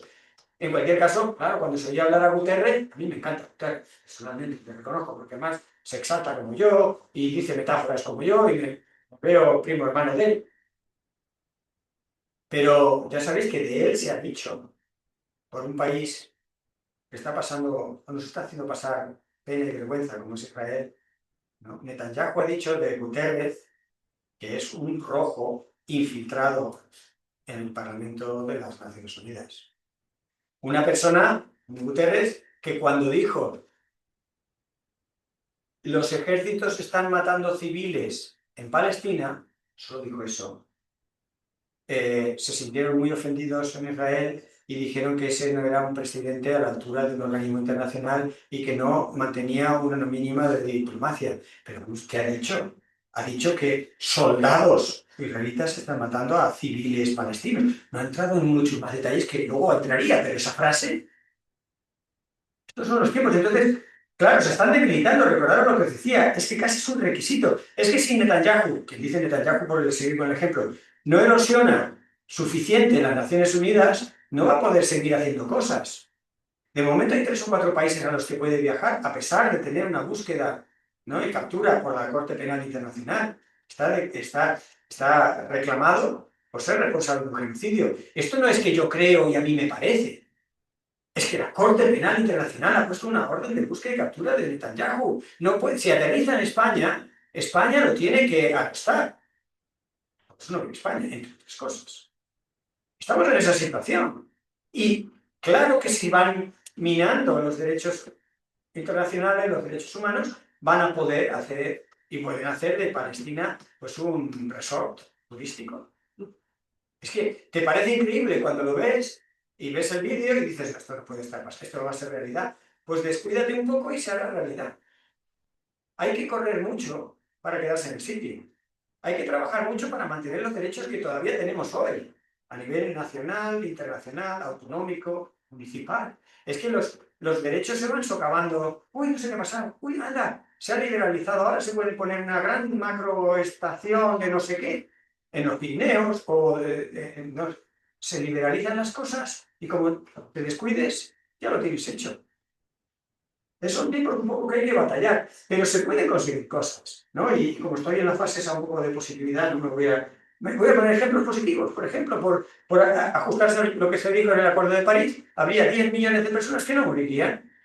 Es una manera de verlo a la contra. En lugar de ver la gente que muere, pues ver la gente que no moriría si hiciéramos lo que dijimos que íbamos a hacer. Tampoco estamos pidiendo peras al olmo. Dijimos en 2015 que íbamos a limitar las emisiones para quedarnos en 1,5 grados de calentamiento. Bueno, pues si hacemos eso, de entrada hay como 10 millones, y es un cálculo muy conservador, seguramente serán muchos más, pero al menos 10 millones.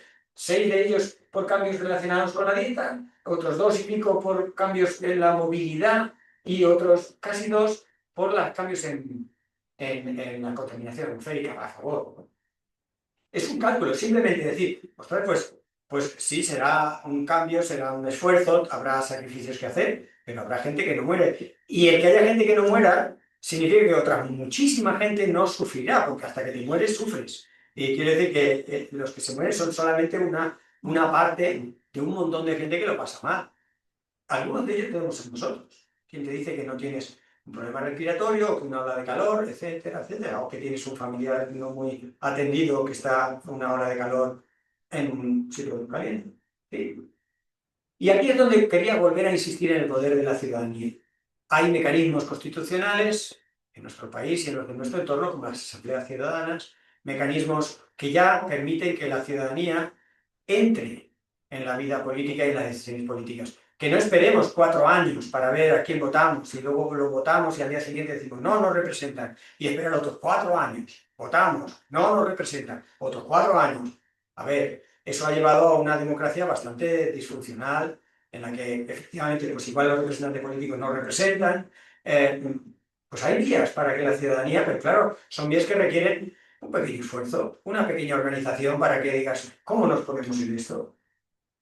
Bueno, comunidades energéticas, iniciativas fantásticas como que el Mar Menor en Murcia tenga entidad jurídica. Fijaros el cambio con la relación con la naturaleza. En lugar de ser un objeto, que fue lo primero que tuvimos que hacer para sobreexplotar la naturaleza, convertirla en un objeto. Si fuera un sujeto te daría un poco más de repelús. Tendrías algún que otro escrúpulo ético o simplemente emocional. Pero tú, conceptualmente, lo vas degradando a la categoría de objeto. Y luego ya lo sobreexplotas. Pues se ha elevado por primera vez una entidad no humana en Europa, pero no la primera vez en el mundo, porque hay casos, claro, la Pachamama en Iberoamérica ha llevado a que muchos países en Latinoamérica tengan en el reconocimiento explícito de sus constituciones muchos elementos naturales con derechos propios. Las mujeres en España no podían votar hasta hace no tanto. Los niños no tenían derechos propios. Claro, un niño ha adquirido derechos propios, pero necesita un tutor. Bueno, ya buscaremos una forma, pero de momento reconócele derechos. Mujeres y niños en los países desarrollados no tenían derechos hasta hace nada. Han ganado ese derecho y ahora nos parece obvio. Pues ahora estamos en la cruzada equivalente con la naturaleza, que vaya teniendo derechos propios, que no es ese trato condescendiente de voy a proteger el lince. Me ha gustado el lince. Y yo el lince lo quiero proteger porque me gustan los pelos y las plumas. ¿Quién protege una garrapata? ¿O un mosquito? ¿Picador? No, es que no va así. Yo elijo las especies que proteger porque me molan, porque las tengo en casa o porque las he visto en la tele. No, esto es más serio. Atreverse a tratar a la naturaleza en un plano de igualdad es un cambio civilizatorio. Y está avanzando, y está pasando, y lo que ha ocurrido en el Mar Menor fue una asamblea, fue una propuesta, una iniciativa legislativa popular, una ILP. Y hubo que recoger muchas firmas para conseguirlo. Fijaros, sabiendo que Madrid es una de las ciudades con mayor efecto de isla de calor, ¿sabéis la isla de calor? Las ciudades, respecto a los alrededores, están mucho más calientes. Bien, sabiendo que Madrid sufre olas de calor y que una isla de calor es el peor sitio donde quieres estar cuando hay una ola de calor, y sabiendo además que los árboles proyectan sombra, es un documento revolucionario, en Madrid proponen talar 729 árboles para que corra por allí la Fórmula 1. Esto es un poco...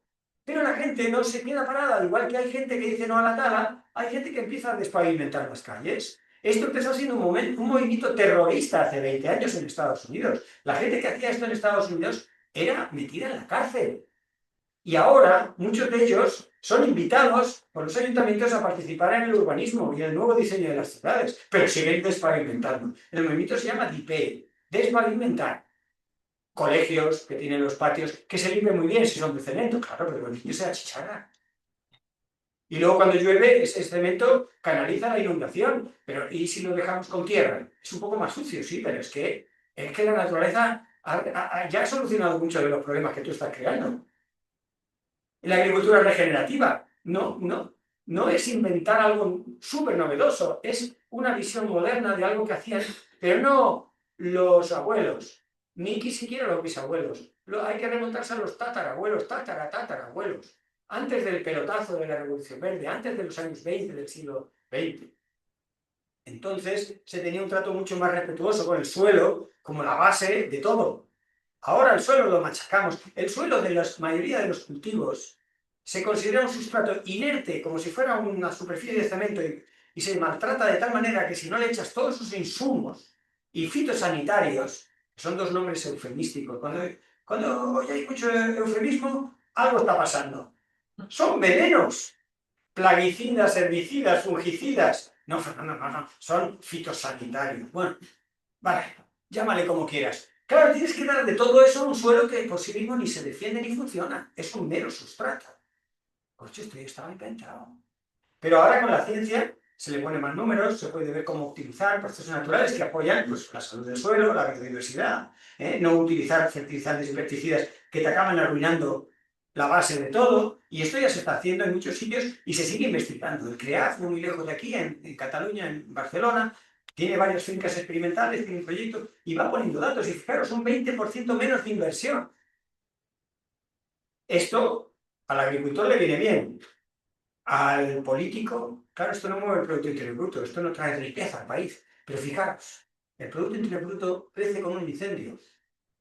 Cuando se quema un bosque, hay más actividad económica para pagarlo, para tal. Y entonces, como hay actividad económica, si nosotros nos quedamos con el indicador de actividad económica, resulta que nos interesa tener incendios.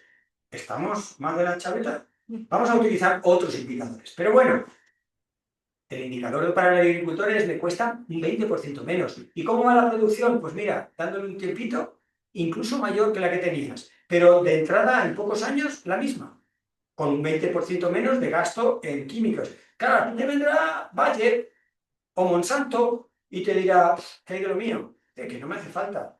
Que no te voy a vender semillas, tampoco me hace falta. Esa es una profunda rebelión. Hay que atreverse, porque navegas en aguas un poco nuevas y nuestro ministro de Agricultura no te va a apoyar. Nuestro ministro de Agricultura, como Ursula von der Leyen a nivel europeo, se asustan mucho con estas medidas tan revolucionarias y entonces dan una moratoria de glifosato 10 años más. ¡Que el glifosato mata! ¡Que es tóxico, cancerígeno! ¡Que el primero que lo sufre es el agricultor que te lo está pidiendo! ¡Que eres tú la que tienes cultura, conocimiento, la que tienes que proteger al agricultor de sus propias peticiones! Que el agricultor cree que con el glifosato saldrán las cuentas. Pero si te vas a morir, ¿de qué te sirve haber ganado dinero? Es que, y ahí es donde tienen que estar los auténticos responsables políticos, que para mí hay que ponerles una I delante de su cargo. Bien, de todas estas cosas y de las zancadillas que nos ponemos, habla en ese libro de la civilización. El negacionismo es una de las zancadillas, pero no está sola, está la presión del potente egoísmo, el círculo del milagro en el que unos lo prometen y otros quieren creer y al final estamos en esos populismos. La huida hacia adelante como pollo sin cabeza, ¿pero a dónde vas? Nuestro presidente diciendo que la economía española va como un cohete. Pedro, ¿a dónde va? ¿A dónde? Como un cohete. Es que, no, es una pregunta muy filosófica. Pues es que, claro, como la filosofía no sirve para nada, la quitamos de los proyectos, de los programas de estudio de los niños que no estudian filosofía. No vaya a ser que nos pregunte ¿para qué, papá? Hipocresía organizada. Más de 30 veces aparece este concepto de hipocresía organizada en el informe de miles de páginas que saca el IPCC, el Panel Intergubernamental de Cambio Climático. Hasta hace nada los científicos éramos todos muy prudentes, casi nadie hablaba del estilo que estoy hablando yo. Todos a nuestras cositas, yo solo sé de esto y solo me comprometo a hablar de lo que sé, que es mucho de nada. Ahora los del IPCC, después de 30 años de hacer informes, se dan cuenta de que todos esos informes no se los leen, no son vinculantes, el lenguaje es un poco técnico y empiezan a sacar ya cada vez más provocación. La hipocresía organizada es una manera de organizarse para pretender que las cosas van mejor de lo que van. Y es el mayor obstáculo para resolverlas. Fijaros, lo hablábamos antes, que ahora una figura de negacionismo climático que ha tenido mucha importancia en la cumbre última en Belén, en Brasil, es la del negacionismo de las soluciones. Yo no niego que haya un cambio climático, yo solo niego que sea posible arreglarlo. Toma ya.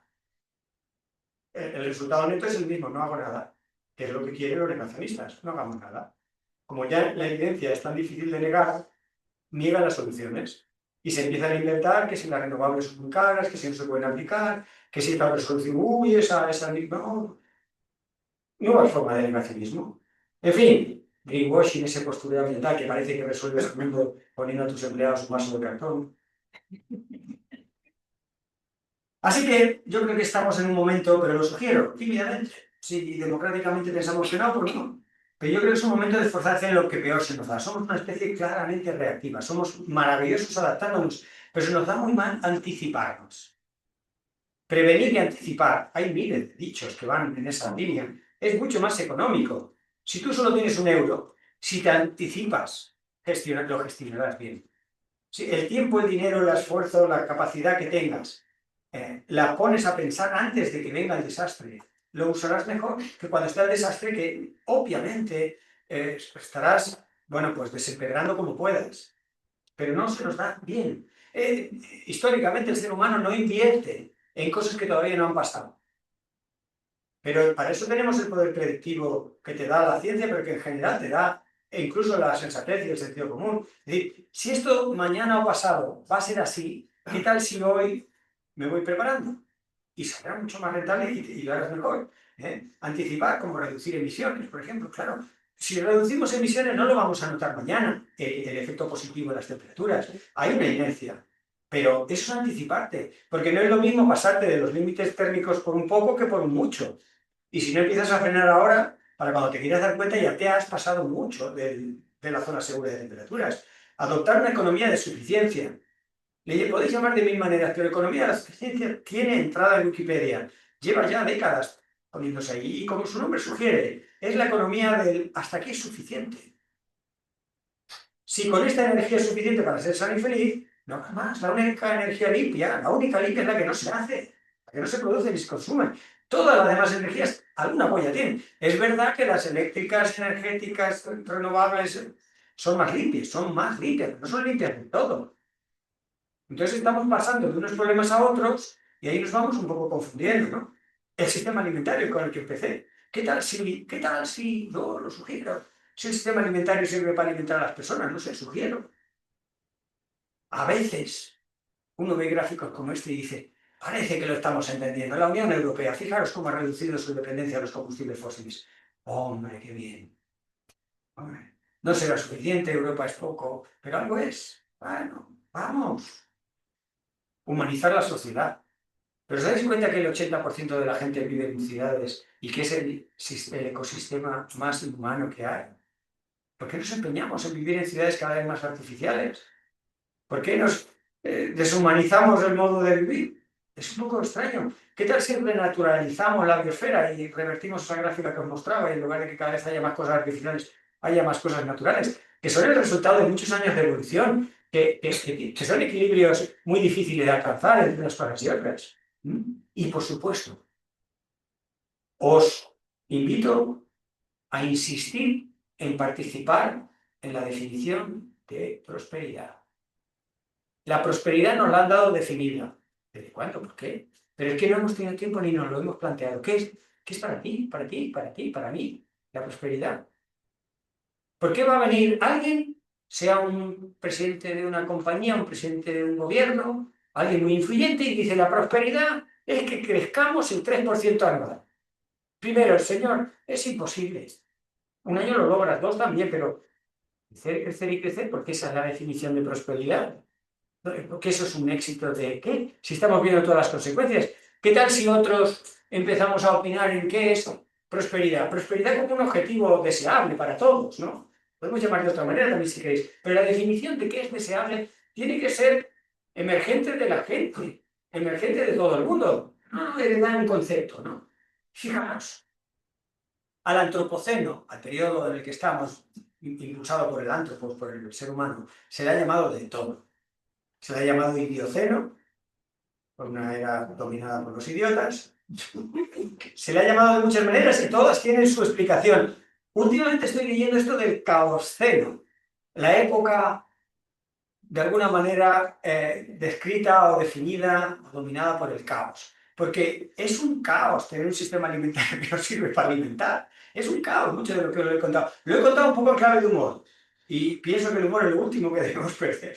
La dignidad, la esperanza, el humor, están por ahí de las últimas cosas, ¿no? Y hay toda una página web que se llama así, Caoscen, si queréis buscar, y hay ejemplos, y estas mujeres ilustran ese papel de la ciudadanía, de las personas más vulnerables, de los países más pobres, de tejer alianzas. Ellos lo están sufriendo más directamente, pero al final lo acabaremos sufriendo muchos más de los que pensábamos.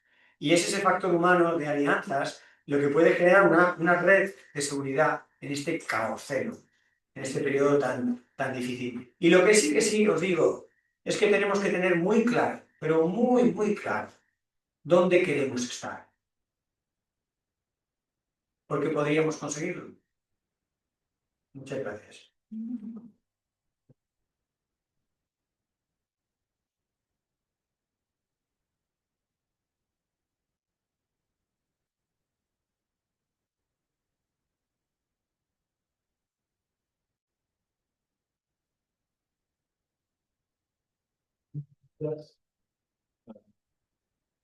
Muchas gracias, Fernando. No sé, ¿verdad?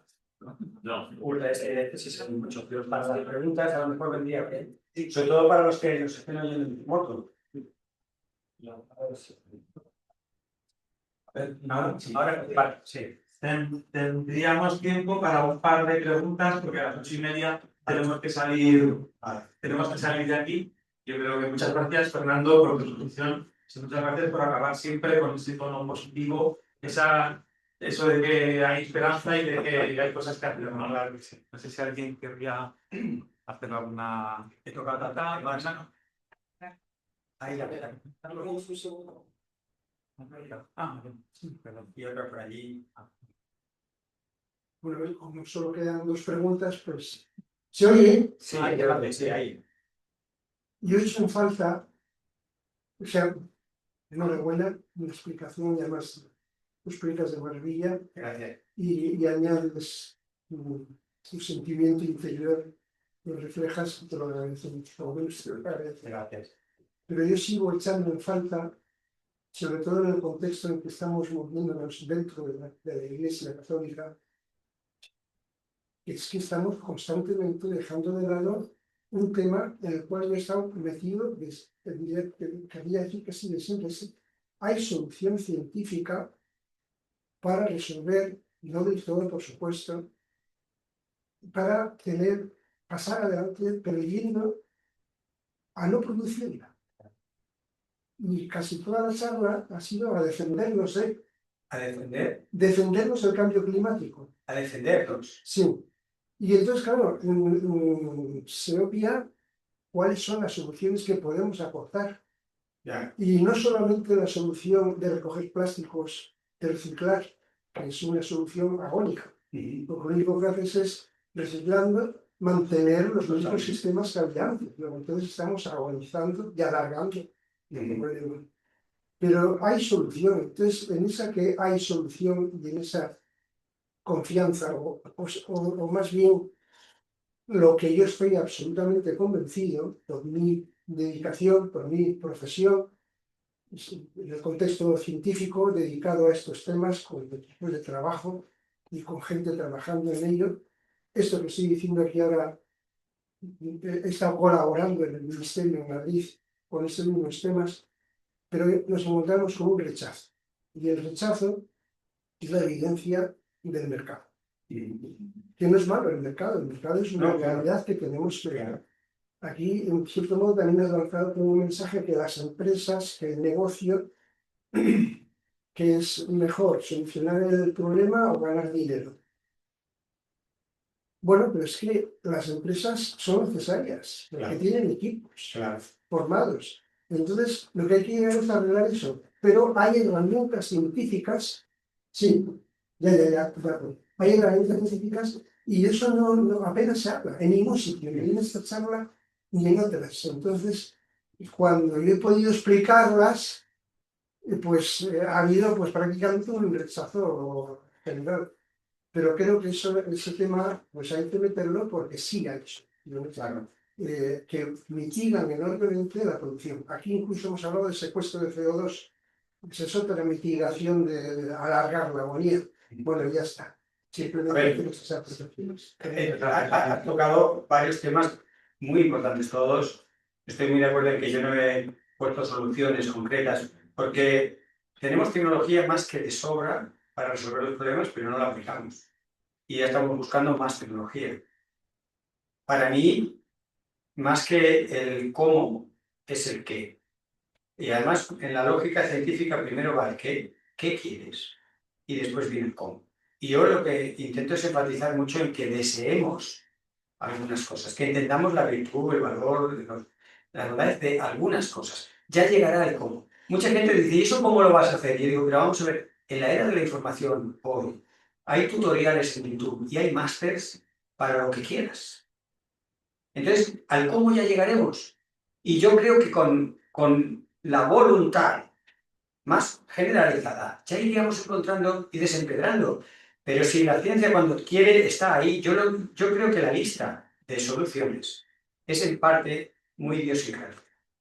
Es idiosincrática de la persona, del país, de la región, de la época histórica. Yo creo que la lista circula en Internet y la podemos completar en un rato en casa. La lista de soluciones es bastante larga, pero yo creo que esa lista lo que le falta es dos valoraciones, que son las que digo que son importantes de hacer, pues son muy personales.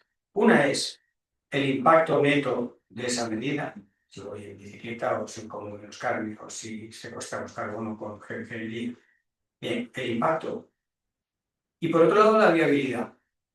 Pero la viabilidad en tu escala, en tu opción de negocio, en tu barrio, tú como persona, etc. Y es esa decisión la que te tiene que hacer priorizar qué soluciones apuestas primero. En unos casos serán comunidades energéticas, en otros casos será reciclado de lodos, de depuradora. Es que hay miles de cosas. Y en el sector alimentario hay una larga lista de cosas. Pero si tú no quieres transformar el sistema alimentario, porque claro que las empresas están para ganar dinero, pero las empresas estaban diseñadas en el capitalismo con un contrabalance, que era las administraciones públicas. Las administraciones públicas, como las Naciones Unidas, han ido quedando relevadas a la irrelevancia. Tienen muy poco peso. No hay quien frene a Coca-Cola, a Iberdrola, a Endesa de manera fáctica.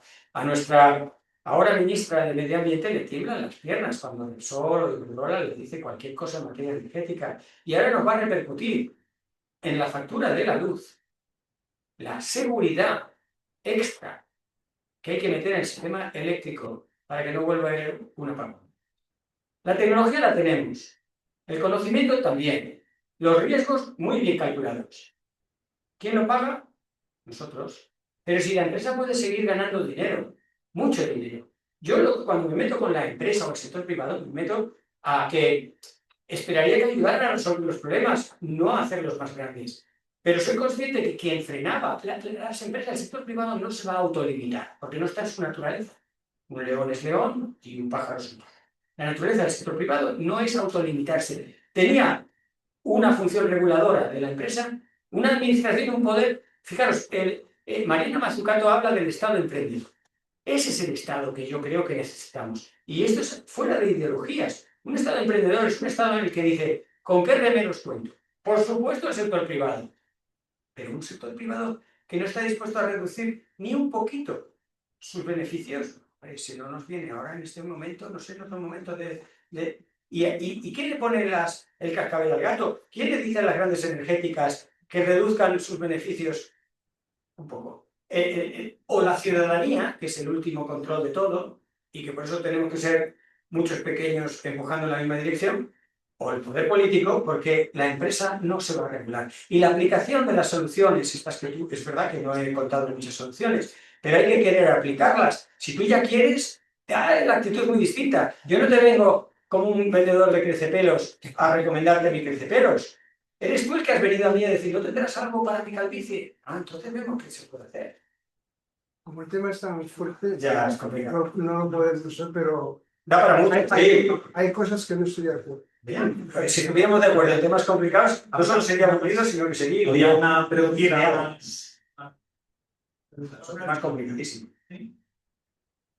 Sí, brevemente, ¿cuál sería tu valoración como científico del capítulo primero de Laudato Si?